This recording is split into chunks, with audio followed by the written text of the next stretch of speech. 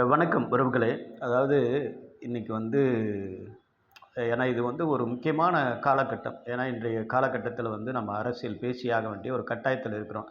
அதாவது இன்னைக்கு வந்து தமிழ் தேசியம் பேசக்கூடிய பலரும் வந்து தமிழ் தேசியம் தனித்தனியாக, அதாவது நம்மளுக்கு இருக்கிற பிரச்சனையே என்னன்னு கேட்டிங்கன்னா, ஒற்றுமை இல்ல அப்படிங்கிறது தான் இங்க பிரச்சனை. அந்த ஒற்றுமை இல்லாத விஷயங்களை பிரித்தாளும் சூழ்ச்சியில தான் ஆரியர்களும் திராவிடர்களும் சேர்ந்து செய்து கொண்டு அவர்கள் இன்று நலமாக சுகமாக வாழ்ந்து கொண்டிருக்கிறார்கள் அப்படிங்கிற அப்பட்டமான இந்த உண்மை அனைவரும், அதாவது இன்னைக்கு பொது மேடைகளில் தமிழ் தேசியம் பேசக்கூடிய அனைவருக்கும் நன்றாக தெரியும். அப்படி தெரிந்தும் கூட ஏன் வந்து இவர்கள் வந்து ஒற்றுமையாக ஒன்றிணைந்து இது செயல்படவில்லை அப்படிங்கிற கேள்வி தான் என்னுடைய கேள்வி. இப்போ சீமானுக்கு ஆதரவு கொடுக்காத பல தமிழ் தேசியவாதிகள் ஏன் சீமானுக்கு வந்து ஆதரவு கொடுக்கலை அப்படிங்கிறது தான் கேள்வி. வேல்முருகன், அப்புறம் பார்த்திங்கன்னா பாட்டாளி மக்கள் கட்சியினுடைய ராமதாஸ், அன்புமணி, இன்னும் நிறைய அமைப்புகள், சின்ன சின்ன அமைப்புகள், பெரிய அமைப்புகள், இவங்கெல்லாம் ஏன் வந்து சீமானை ஆதரித்து இது பேச வேண்டாம். ஏன்னா இப்போ சீமான் ஒரு ஒரு நல்ல பொசிஷனுக்கு வந்துட்டார். அப்படி இருக்கும்போது இந்த நேரத்தில் அவருக்கு ஆதரவு கொடுக்க வேண்டும். இதுக்கு முன்னாடி நீங்கள் ஆதரவு கொடுக்காட்டா கூட இந்த நேரத்தில் அவருக்கு நீங்கள் ஆதரவு கொடுக்கணும். இதில் வந்து நிறைய பேருக்கு வந்து சீமான் வந்து ஒரு சரியான ஆள் இல்லை அப்படின்னு சொல்லிட்டு பலரும் நம்ம சொல்லிக்கிட்டு இருக்கோம். அவர் சரியான ஆளோ இல்லையா அப்படிங்கிறது வந்து நம்ம அது பிறகு பார்த்துக்கலாம். அதுதான் நம்மளுடைய தனிப்பட்ட முறையில் நம்ம சந்திக்கக்கூடிய சண்டை. அவர்கிட்ட நம்ம சட்டையை பிடிச்சி கேட்குறதுக்கு நம்மளுக்கு உரிமை இருக்குது. அப்போ நம்ம அப்போ சட்டையை பிடிச்சி கேட்கலாம். இப்போ நம்மளுக்கு தேவை அதிகாரம் என்ற ஒரு இடத்துக்கு ஒருத்தனை நம்ம ஆளை கொண்டு வரணும் அப்படிங்கிறதான் நம்ம இங்கே பேசணும். இதில் இன்னொரு குளறுபடிகள்லாம் வச்சுருக்காங்க. அதாவது சீமான் வந்து கேரளாவை சேர்ந்தவர் அப்படின்னு சொல்லி ஒரு முத்திரையெல்லாம் குத்துறாங்க. அவர் உண்மையிலே கேரளாவை சேர்ந்த அவங்க அப்பா தாத்தா பாட்டி காலத்தில் கேரளாவாக இருந்தாலும் கேரளாவும் ஒரு காலத்தில் நம்மளுடைய தமிழர்கள் தான் அப்படிங்கிறத நம்ம மறந்துட்டோம். சரி, அதெல்லாம் நம்ம இங்கே பேச வேண்டாம். ஆனால் நம்மளுக்கு இன்றைக்கி வந்து மிகப்பெரிய எதிரி, அதாவது திராவிட மக்களோ தெலுங்கர்களோ தெலுங்கர்கள் கிடையாது. திராவிடம் என்று சொல்லிக்கொண்டு அந்த கட்சியை வழிநடத்தக்கூடிய அந்த அரசியல் பிராமிகள் தான் நம்மளுக்கு எதிரியே தவிர தெலுங்கு மக்கள் அல்ல நம்மளுக்கு எதிரி.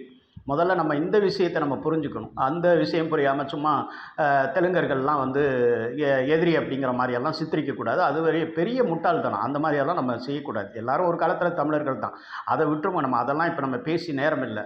அதற்கான வாய்ப்புகளும் நம்மளுக்கு இப்போ கிடையாது. அப்போ அதெல்லாம் தாண்டிட்டு இப்போ அதாவது தமிழ் தேசியம் பேசக்கூடிய எல்லாரும் வந்து ஏன் வந்து சீமானுக்கு வந்து ஆதரவு கொடுக்கவில்லை, அல்லது அவரோட கை கோர்க்கவில்லை, அல்லது ஏதோ இப்போ நீங்கள் டிஎம்கேலையும் ஏடிஎம்கேலையும் ஒரு சீட்டுக்கு 2 சீட்டுக்கு போய் மண்டிக்கிட்டு முழங்கால் தேய உட்காந்து பேசி அவன்கிட்ட சீட் வாங்கிட்டு வர்றீங்கள, அந்த வேலையை ஏன் சீமான்கிட்ட இந்த ராமதாஸ் போன்ற ஆட்கள், இந்த வேல்முருகன் போன்ற ஆட்கள், இன்னும் இது மாதிரி கட்சி வச்சுருக்கோம். எனக்கு வந்து யார் மேலே, திருமாவளவன் மேலே எனக்கு ஒரு நல்ல மதிப்பே கிடையாது. ஏன்னா அவர் மாதிரி ஒரு கேடுகட்ட ஒரு, அவர் தமிழர் தானா, நேரடியாக அவர் தமிழர் தானா எனக்கு தெரியலை. பட் அதுலேயுமே வந்து குழப்பம் இருக்குது. அதனால் அவரை பற்றி நம்ம பேச விரும்பலை நான்.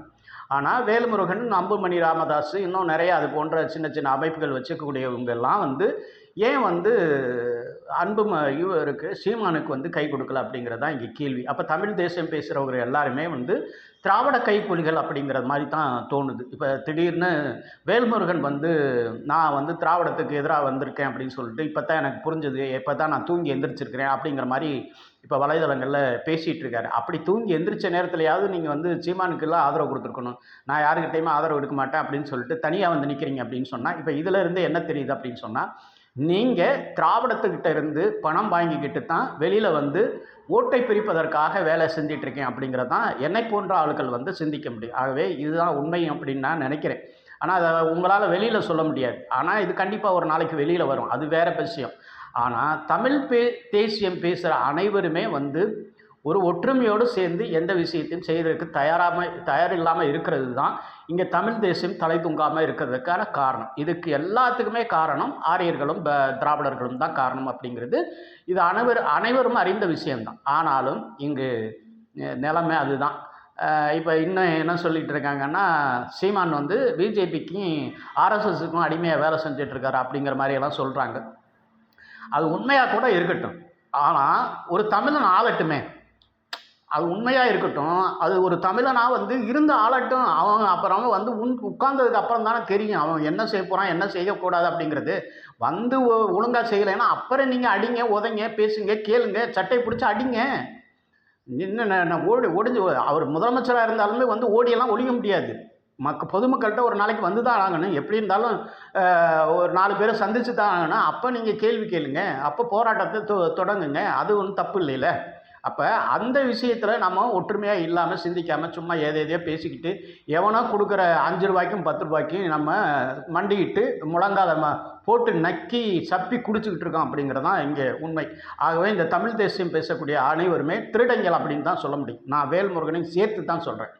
வேல்முருகன் எவ்வளோ பெரிய நல்லவர் அப்படிங்கிறதெல்லாம் எனக்கு தெரியாது. பல விஷயங்கள் செஞ்சிருக்காலும் இருந்தாலும் அவர் வந்து எனக்கு இந்த நேரத்தில் அவர் அந்த இடத்த திமுகலேருந்து வெளியில் வந்தது தான் பெரிய தப்பு. ஏன்னா வெளியில் வராமல் இருந்திருந்தா கூட தப்புன்னு சொல்ல மாட்டேன். ஏன்னா வெளியில் வந்ததே வந்து இப்போ சீமானுடைய ஓட்டை பிரிப்பது அது ரொம்ப அயோக்கியத்தனமான வேலை. அதனால் சரி, ரைட்டு, இவ்வளோதான். ஏன்னா மக்களுடைய புரிதல் இல்லை, அதுதான் இங்கே பிரச்சனை. ரைட்டு, ஓகே, பார்ப்போம். சிந்திங்க மக்களே. எனக்கு வந்து இந்த டைம் வந்து சீமானுக்கு ஆதரவு கொடுப்பது தான் என்னுடைய நோக்கம். அது நீங்கள் எத்தனை பேர் அதை புரிஞ்சுக்குங்களோ புரிஞ்சுக்குங்க, புரியாமல் போனால் போயிட்டு போங்க. அதை பற்றி ஒன்றும் பிரச்சனை இல்லை. நன்றி, வணக்கம். இந்த அடுத்த பதிவில் சந்திப்போம்.